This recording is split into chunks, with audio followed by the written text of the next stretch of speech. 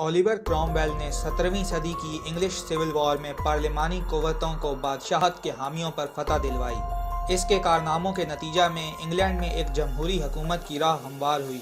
तकरीबन 200 बरस तक गैर हाजिरी के बाद इसका मुल्क दोबारा एक फौजी ताकत बनकर उभरा और ख़ुद इसे यानी कि ओलिवर क्रॉमवेल को भी लॉर्ड प्रोटेक्टर का ओहदा मिला, जो बादशाहत और डिक्टेटर के अख्तियारात का एक मिक्सचर था। एक शानदार जिद्दत पसंद फौजी कमांडर क्रॉमवेल ने इंग्लिश फौज को एक प्रोफेशनल ताकत की सूरत देने के दौरान हमदर्दी और जबर के एक गैर मामूली मुरक्कब का मुजाहिरा किया। अस्सलामु अलैकुम नाज़रीन, मैं हूं अरसलान अमान और आप देख रहे हैं शानी अमान यूट्यूब चैनल। आज की वीडियो में हम आपको इंग्लैंड के एक बहुत ही कामयाब फौजी कमांडर ओलिवर क्रॉमवेल की कहानी बताएंगे। तो आइए शुरू करते हैं।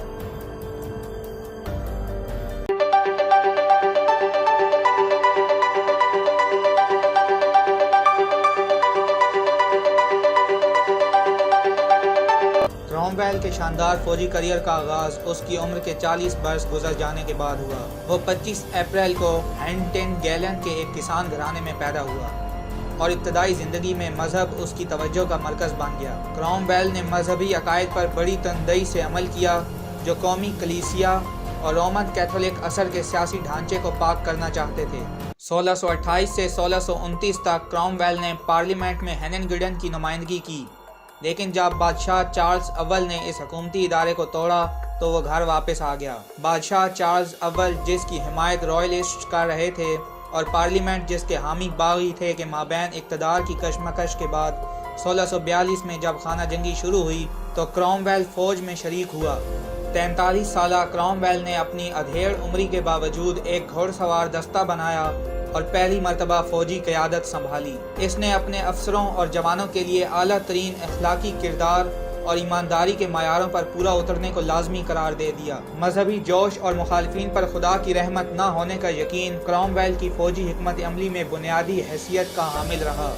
क्रॉमवेल ने अपने आदमियों को बेहतरीन जदीद हथियार, यूनिफॉर्म और घोड़े फराहम किए।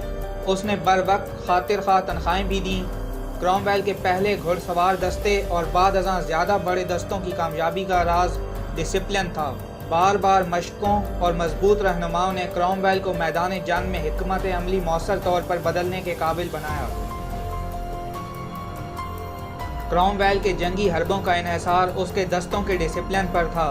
उस वक्त की रिवायत के मुताबिक सरपट आगे बढ़ने की बजाय क्रॉमवेल के घुड़सवार सोच समझकर और जंग में तब्दीली के मुताबिक आगे बढ़ते। हर घुड़सवार के साजो सामान में फ्लिंट लॉक पिस्तौलों की एक बर्लिस भी शामिल थी, जो कमर बंद होलिस्टरों में रखी जाती और फिर अपनी 3 फुट लंबी 2 धारी चौड़ी तलवारों की मदद से सफ़ों को चीरते।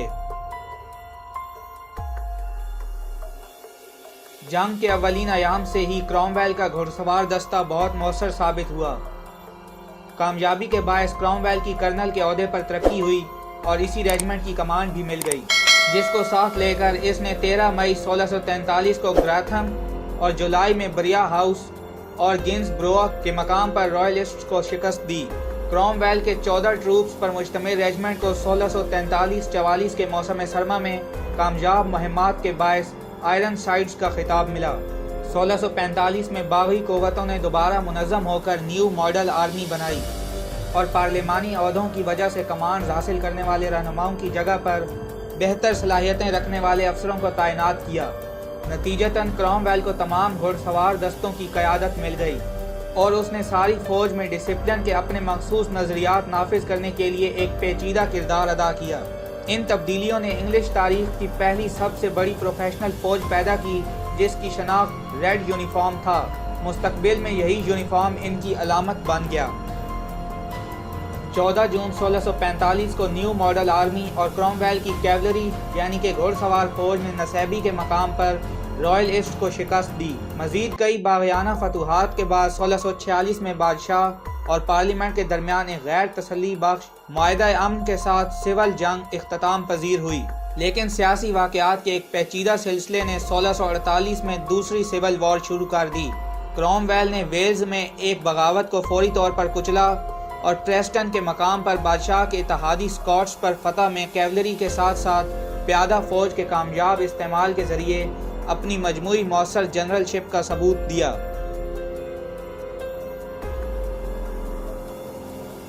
1649 میں کرومویل پارلیمانی قوتوں کے ساتھ مل بیٹھا، جنہوں نے بادشاہ چارلز پر مقدمہ چلایا اور اسے سزائے موت دی۔ اس کارروائی کے فوراً بعد کرومویل نے ساری فوج کی قیادت کرتے ہوئے برطانوی جزائر میں تمام مخالفت ختم کرنے کے لیے آپریشنز شروع کیے۔ وہ اگست میں آئرلینڈ میں ڈبلن کے مقام پر اترا اور ستمبر میں کیتھولک گڑھ ڈروگیڈا پر حملہ بولا۔ کرومویل کے سپاہیوں نے شہر کے سویلین سمیت تمام زندہ بچنے والوں کو مار ڈالا۔ دیگر آئرش نے بھی اس قسم کے انجام سے بچنے کے لیے فوراً ہتھیار پھینک دیے۔ اولیور کرومویل بقیہ آئرش مدافعت کا قلعہ کما کر لینے کے بعد 1650 کے موسم بہار میں ایک اسکاٹش بغاوت سے نمٹنے کے لیے واپس انگلینڈ آیا۔ اگرچہ اس نے شاذ و نادر ہی اپنی فوج کو کثیر التعداد دشمن سے لڑایا، مگر ڈنبر میں اس کا سامنا ایک اسکاٹش فوج سے ہو گیا، جو اس کی 12,000 فوج کے مقابلہ میں تقریباً دگنی تھی۔ طوفان کا فائدہ اٹھا کر کرومویل نے حملہ کیا اور اسکاٹس کو شکست دی۔ ایک سال بعد وارچسٹر کے مقام پر اس نے رہی سہی مدافعت کا بھی خاتمہ کر دیا۔ اب تمام برطانوی جزائر واحد حکومت کے ماتحت تھے۔ کرومویل کو تاج کی پیشکش ہوئی، مگر اس نے انکار کر دیا اور اس کی بجائے 1653 میں لارڈ پروٹیکٹر یعنی بچانے والے آقا کا ایک عہدہ وضع کیا۔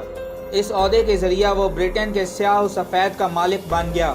وہ ایک غیر معمولی حد تک متحمل مزاج رہنما ثابت ہوا، بالخصوص میدان جنگ میں ظلم و جبر کا خیال رکھنے اور اپنی فوج کو ترغیب دلانے کے لیے مذہبی عدم رواداری کے استعمال کے حوالے سے۔ اس نے پروٹیسٹنٹس کو مذہبی آزادی دی اور یہودیوں کو، جن پر برطانیہ نے 300 سال سے پابندی لگا رکھی تھی، واپس آنے اور بلا خوف اپنی مذہبی روایات پر عمل کرنے کی اجازت دی۔ تحفظ فراہم کرنے والے آقا یعنی کہ لارڈ پروٹیکٹر کی حیثیت سے کرومویل کی حکومت صرف 5 برس تک قائم رہی۔ وہ 3 مئی 1658 کو اپنی 59ویں سالگرہ کے کچھ عرصہ بعد ملیریا کے باعث لندن میں انتقال کر گیا اور ویسٹ منسٹر ایبے میں دفن ہوا۔ اس کے بیٹے رچرڈ کرومویل نے اس کی جگہ حکومت سنبھالی، لیکن وہ اقتدار میں رہنے کے قابل نہ ہو سکا۔ انگلینڈ کی پیچیدہ سیاست میں بادشاہ کے بیٹے چارلز دوم نے 1660 میں دوبارہ اقتدار حاصل کر لیا، جسے اس نے ملک بدر کر دیا تھا۔ اولیور کرومویل کی لاش قبر سے نکال کر سولی پر لٹکا دی گئی اور اس کی وجہ یہ بتائی گئی کہ اولیور کرومویل ایک سازشی انسان تھا، جس نے سازش کے ذریعہ بادشاہ سے حکومت چھین لی اور خود ڈکٹیٹر بن گیا۔ اگر آپ کو یہ ویڈیو پسند آئی ہو تو اس ویڈیو کو لائک کریں اور ہمارے اس چینل کو سبسکرائب کر دیں تاکہ آپ کو مزید ایسی انفارمیٹیو ویڈیوز ملتی رہیں، اور بیل آئیکن کو ضرور پریس کریں۔ Thanks for watching.